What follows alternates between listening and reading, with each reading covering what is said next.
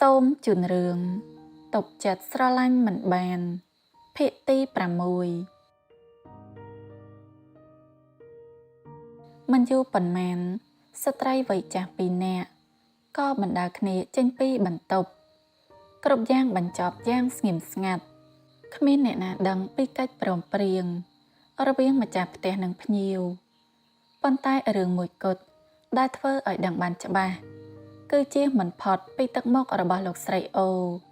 ដែលញញឹមបាត់មាត់មិនជិតបន្ទាប់ពីជូនដំណើរភ្ញៀវរួចរាល់ម្ចាស់ផ្ទះក៏ម្នីទៅប្រាប់ដំណឹងល្អ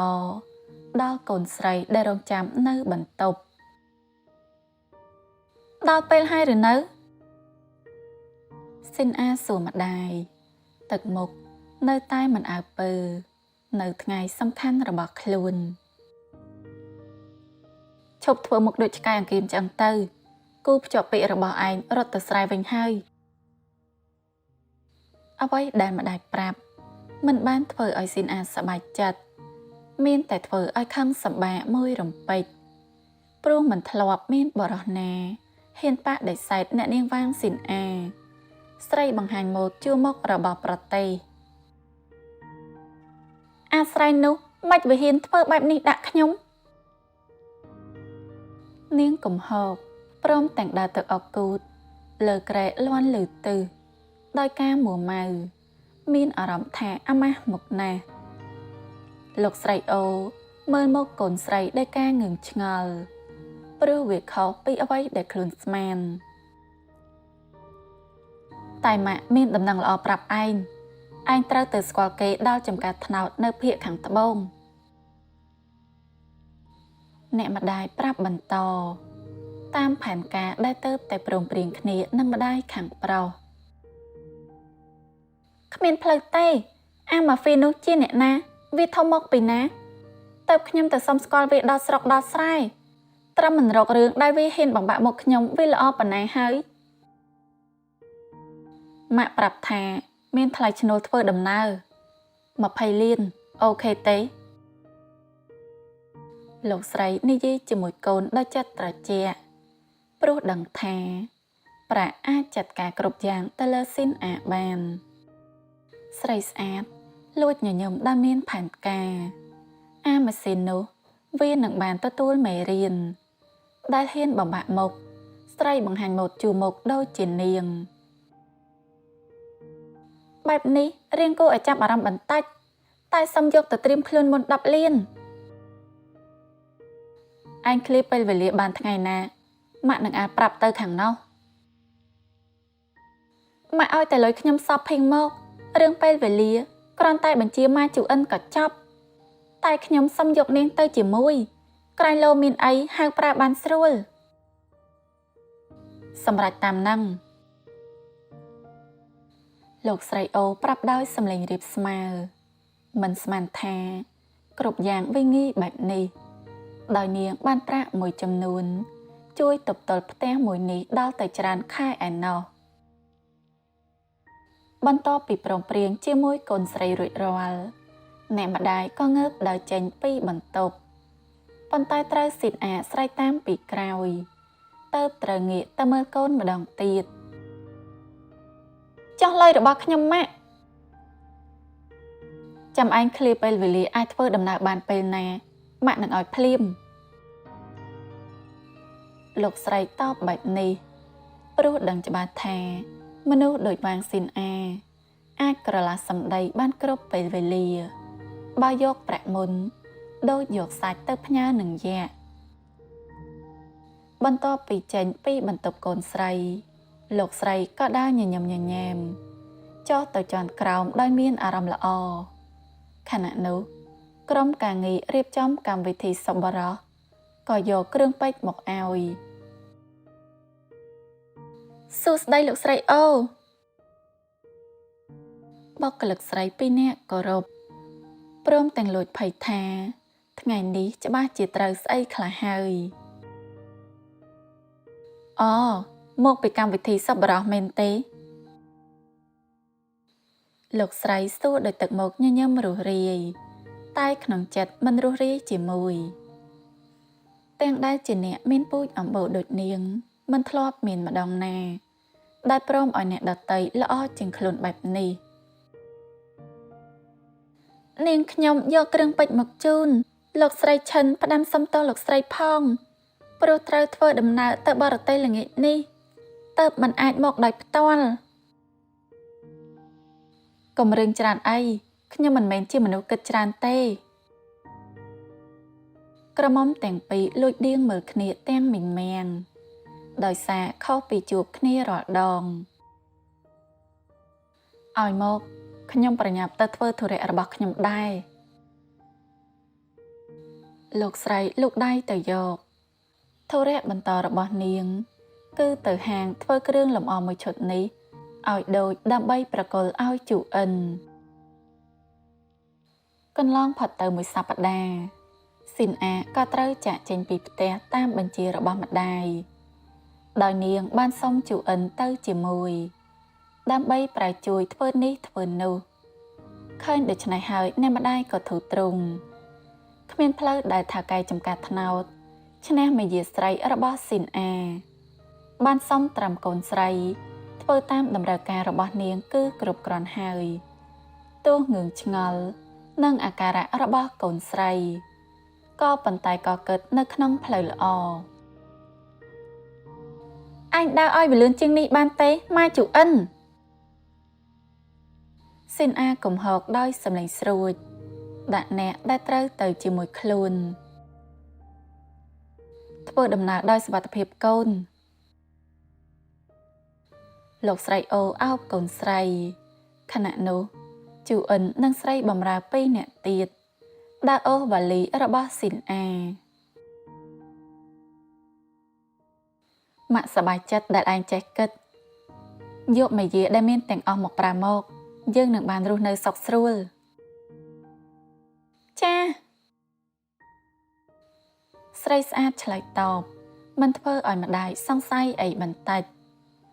លោកស្រីរសាយរង្វង់ដៃពីកូនស្រីហើយយកឈុតគ្រឿងពេជ្រឲ្យជូអិនភ្ជាប់ដោយស្រោមសម្បត្តិពណ៌សម៉ែជូអិនយករបស់ឯងទៅយកដោយឯងដែលត្រូវតាមតែមើលថែកូនស្រីខ្ញុំដល់ស្រុកដល់ចំការខ្ញុំឲ្យរង្វាន់ឯង100,000ទៅចោះហើយកុំចង់យកគ្រឿងពេជ្រនេះទៅលក់ឲ្យអាម៉ាស់មុខដល់ខ្ញុំតែខ្ញុំមិនចាំបាច់ត្រូវប្រើគ្រឿងពេជ្រមួយឈុតនេះទេមិនយកក៏បានតែខ្ញុំនៅតែកាត់ប្រាក់ខែឯងលោកស្រីតបមកវិញភ្លាមជូអិនអោនគំនាប់90ដឺក្រេដើម្បីសំទោសសំពៃលោកស្រី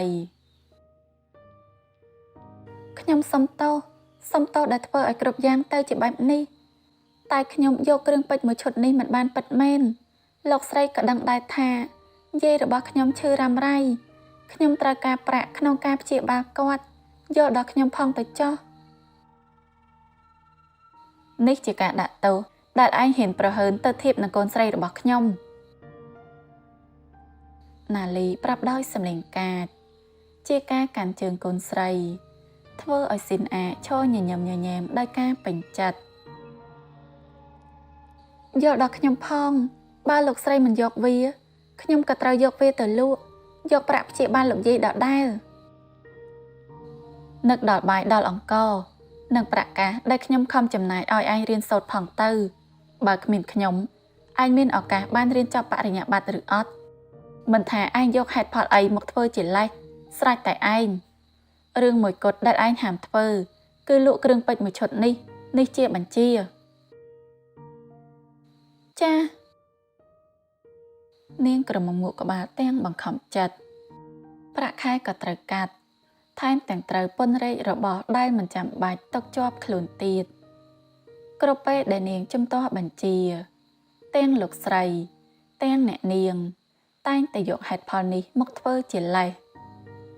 ដរាបណាដែលមានពាក្យថាគុណបុណ្យជាតិនេះនាងគ្មានថ្ងៃសងអស់បើដឹងអញ្ចឹងតាំងពីដំបូងនាងមិនទទួលយកប្រាក់ពីពួកគេជាដាច់ខាតទូត្រូវស៊ីអត់ស៊ីឃ្លានមិនបានរៀនសូត្រខ្ពង់ខ្ពស់បែបនេះទូត្រូវហត់នឿយយ៉ាងណាក៏នាងសុខចិត្តជ ចំការថ្នោតត្រកូលហាន់នាងតូចគ្រីមស្មីតឬគ្រីមអោបតុក្កតាទៅរកឪពុកនៅបន្ទប់ធ្វើការបន្ទាប់ពីគ្រីនត្រឡប់មកពីសេអ៊ូលបានច្រើនថ្ងៃហើយគេនៅមមាញឹកនឹងការងារដែលមិនទាន់បានជំរះទៅគ្មានពេលទៅរកកូនស្រីស្អីគេមិនក៏អញមិនដោយឲ្យវាមានរឿងធំបែបនេះកើតឡើងមិនក៏ទៅតែមកប្រាប់ខ្ញុំហាសំឡេងថាកែធំដែលស្រែកសួរអ្នកចាត់ការបន្លឺឡើងមកខ្ទរបន្ទប់ធ្វើការធ្វើឲ្យអ្នកដែលកំពុងដើរត្រូវតូចដំណើរទម្លាក់តុក្កតាពីរមុងដៃដើរអូសវាដោយទឹកមុខស្រពោនចូលបន្ទប់វិញព្រោះបើចូលទៅក្នុងបន្ទប់ធ្វើការនៅពេលនេះប៉ារបស់នាងមកជាហៅគេឲ្យមកនាំចេញដដែលឬយ៉ាប់យឺនជាងនេះនឹងត្រូវស្ដីឲ្យគេចាញ់ឡានសំឡេងកាចរបស់ឪពុកបន្លឺឡើងធ្វើឲ្យក្តីសង្ឃឹមរបស់នាងតូចគ្រីមកាន់តែព្រមទៅហើយគិតថាថ្ងៃបុណ្យឪពុកម្ដាយប្រចាំឆ្នាំរបស់សាលារៀននាងតូចត្រូវបានឲ្យឡើងសម្ដែងលើវេទិកាតែឆ្នាំនេះវាក្រៀមដូចរាល់តែឆ្នាំព្រោះគ្មានអ្នកណាទៅចូលរួមជាមួយគ្រីមដើរចេញពីមុខបន្ទប់របស់ឪពុកដោយមិនបានលើការសន្ទនាបន្ទាប់ពីនេះរបស់អ្នកនៅខាងក្នុងតែលោកស្រីហាន់ប្រាប់ថាមានភ្ញៀវមកចំការលេខាវ័យក្មេងរាយការណ៍ម្ដងទៀតព្រោះខ្លាចចាវាយធ្វើការងារភ្លេចខ្លួនភ្លេចរឿងដែលគេទៅតែប្រាប់ហើយខ្ញុំចាំបាច់ត្រូវនៅចាំអ្នកទីក្រុងដែរឬចាវាយតបសួរដោយសំឡេងរឹងកំព្រឹសមកជើងហោះហើរពេលព្រឹកមិនយូរទេមកដល់ហើយលោកគួរតែរងចាំបន្តិចពួកអស់នោះមិនមែនជាកិច្ចការដែលខ្ញុំត្រូវយកចិត្តទុកដាក់ទេឯងចាត់ការជំនួសខ្ញុំទៅបើខ្ញុំត្រឡប់មកវិញមិនឃើញពួកនោះនៅកាន់តែល្អគ្រីនប្រាប់ព្រមទាំងបើកទ្វារទៅយកកាបូប laptop អ្វីដែលគេត្រូវស្ពាយជាប់ខ្លួនគ្រប់ពេលវេលាមកស្ពាយនឹងស្មាប្រមូលឯកសារនៅលើតុ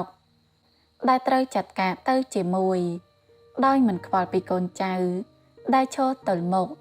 លេបមិនចូលខ្ជាក់មិនចេញតែភ្លៀងធ្លាក់មើលទៅអាចធ្លាក់ខ្លាំងផ្លូវកាត់ដែលលោកត្រូវប្រើក៏លំបាកហើយពេលភ្លៀងធ្លាក់ផ្លូវវារអិលអ្នកចាត់ការចំការថ្នោតស្រែករលើកតាមក្រោយចាវាយផ្លូវដែលខ្ញុំប្រើអាចបិទភ្នែកបើកក៏បានដែរចាវាយតបទាំងអស់សំណើចស្អែកចាំទៅក៏តាន់ដែរសុវត្ថិភាពជាចម្បងអ្នកចាត់ការនៅតែណែនាំគ្រីនដៀងមើលកូនចៅដោយការមិនពេញចិត្តសម្រាប់ថាអ្នកណាជាចវាយ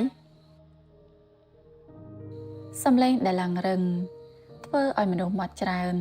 ព្រមបិទមាត់នៅស្ងៀមទោះបារម្ភយ៉ាងណាតែធ្វើអ្វីមិនបានច្រើនឆ្នាំដែលនៅទីនេះជាមួយចវាយធ្វើឲ្យគេដឹងថាគ្រីនថេវ៉ាន់ស្មីតមានចរិតមិនខុសពីថាកែហាន់ដែលជាលោកតាបន្តិចមួយសន្ទុះក្រោយមកគ្រីនក៏បើកឡានចេញពីផ្ទះដោយពពកខ្មៅកំពុងរសាត់លឿនស្លេវសំដៅគោលដៅព្រោះភាពលហន់ពីការងារដែលកំពុងមានបញ្ហាធ្វើឲ្យគេភ្លេចសំបីតែកូនស្រីភ្លេចទៅថាគេមិនទាន់បានជួបមុខនាងតូចគ្រីមផងតាំងពីត្រឡប់មកពីសេអ៊ូលកាលពី2ម៉ោងមុនប្រលានយន្តហោះអន្តរជាតិអ៊ីនឆាន់មនុស្សម្នានាំគ្នាធ្វើដំណើរទៅតាមខេត្តនៅថ្ងៃឈប់សម្រាករយៈពេលវែងដោយក្នុងនោះជូអិនកំពុងតែរុញវ៉ាលី3-4របស់ចាវាយដើរចូលទៅក្នុងអាគារស៊ីនអាគ្មានការមួម៉ៅដោយដែលជូអិនគិត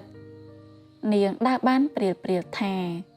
ចាវាយច្បាស់ជាបានទទួលការដកដូរសមាមាត្រពីម្ដាយមិនចឹងគ្មានផ្លូវទេដែលស្រីស្អាតព្រមទៅស្នាក់នៅតាមព្រៃតាមផ្សៃជាច្រើនខែប៉ុន្តែពេលផុតពីភ្នែកអ្នកបើកឡាននិងផុតកន្លែង check in អាកប្បកិរិយាស៊ីនអាក៏បានផ្លាស់ប្ដូរស្រីស្អាតដោះចិញ្ចៀនភ្ជាប់ពាក្យពីម្រាមដៃនាងរបស់ខ្លួន